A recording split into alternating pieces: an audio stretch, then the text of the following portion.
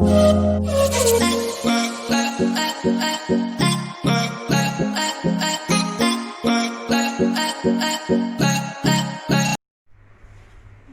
hello again guys, we're back, still on the topic measurement, and we're going to still be looking at total surface areas. We already looked at two solids in previous videos, so today we're going to be looking at the cylinder.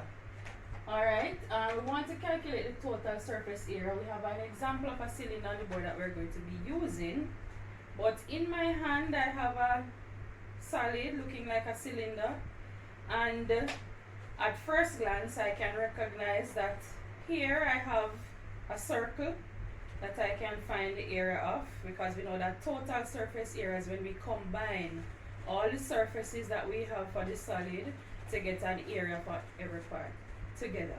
Alright, so I have a circle at this end and I have a circle at this end, but in the middle here I have a shape, because remember we said that we are drawing on previous knowledge that we have of polygons to combine to get the total surface area for the solids that we are now looking at.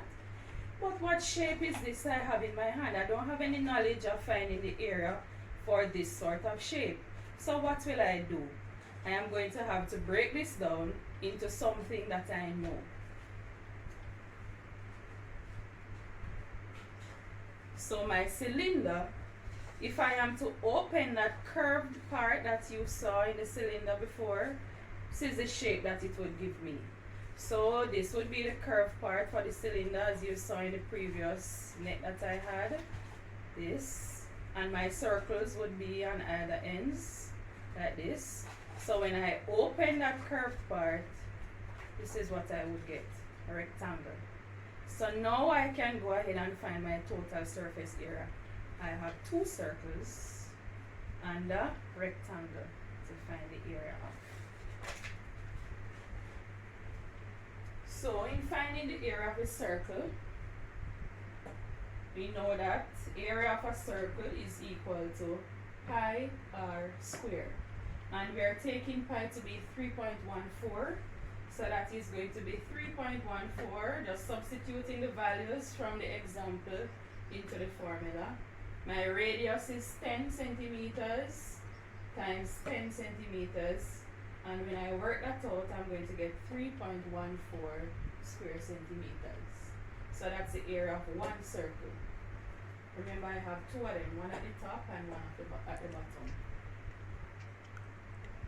314 square centimeters. Alright?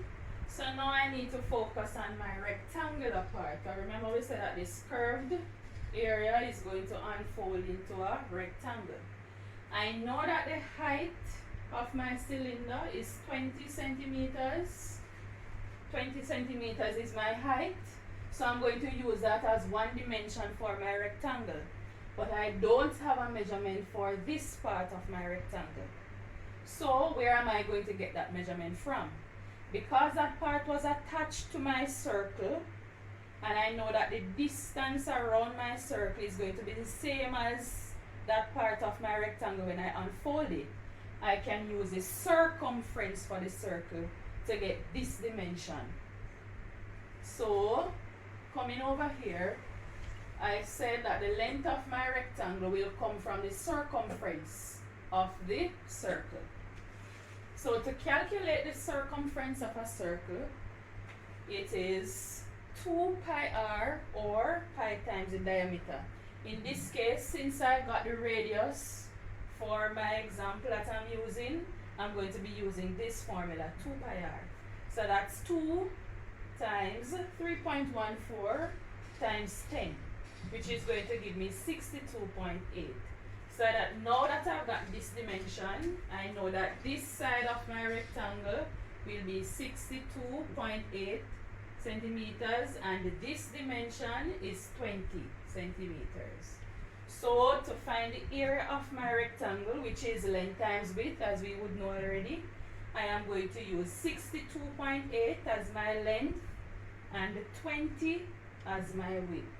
So when I multiply that, I am going to get 1,256 square centimeters. That's the area for the rectangle, or that would be the curved part of the cylinder. Alright, so now I'm going to transition now to find my total surface area. So I have one circle at the top which has an area of 314 square centimeters. I have one circle at the bottom which has the same area, 314 square centimeters, and my rectangular part is 1256. When I combine everything, my total surface area is 1884 square centimeters. Alright, if we want to break that down in a formula, since finding the area of the circle is pi r square and I have two circles, I am going to multiply pi r square by 2. So that would take care of the circle at the top and the circle at the bottom. My rectangle, I have to find my length, which is 2 pi r coming from the circumference of the circle, times my height. That is going to give me the area for my rectangle. To simplify all of that, I can factorize because I have some common elements over this side and this side. 2 is common, pi is common, and r is common, so I can factor that out. When I factor out 2 pi r from this side, I'm left with r, and over this side, I'm going to be left with h. So I can put that in a bracket. So my formula is 2 pi r bracket r plus h close bracket.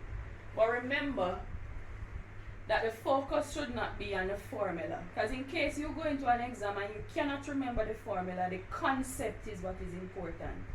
So once you can visualize the parts of the solid or the different faces and which polygon it associates with, then you can just break it out into the net and find the different pieces and combine everything to get your total surface area. So you don't necessarily have to focus on a formula.